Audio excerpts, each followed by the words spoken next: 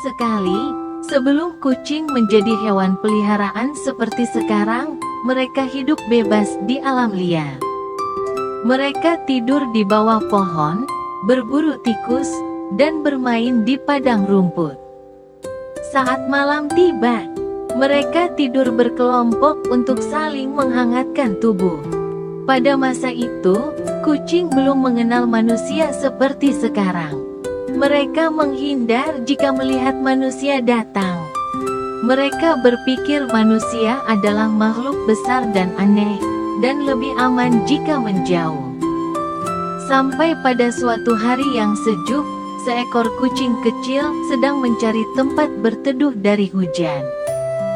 Awan mendung menggantung di langit, dan angin meniup dingin hingga tulangnya menggigil. Ia melihat sebuah rumah kecil di pinggir hutan. Rumah itu terlihat hangat, dengan asap keluar dari cerobongnya. Karena hujan mulai turun, si kucing berlari ke bawah beranda rumah. Ia menggulung tubuhnya, basah dan gemetar. Lalu pintu rumah itu terbuka perlahan, dan seorang manusia keluar. Awalnya si kucing ketakutan, siap berlari, tapi manusia itu tidak marah. Ia tidak berteriak, ia justru berjalan perlahan, membungkuk, dan menyodorkan tangannya. Si kucing menatap ragu, tapi tangan itu tidak berbahaya. Tangan itu hangat, dan pelan-pelan menyentuh kepalanya. Bukan cubitan, bukan dorongan, tapi usap lembut, dari dahi hingga belakang telinga. Untuk pertama kalinya, si kucing merasakan sesuatu yang belum pernah ia rasakan sebelumnya, ketenangan. Jantungnya yang tadinya berdebar karena takut mulai melambat.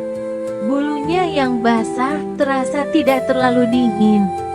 Ia merasa nyaman, seperti dipeluk oleh sinar matahari.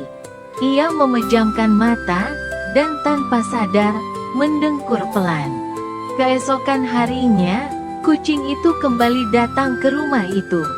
Ia duduk di beranda, menunggu tangan hangat itu, dan seperti kemarin, kepalanya dielus lagi.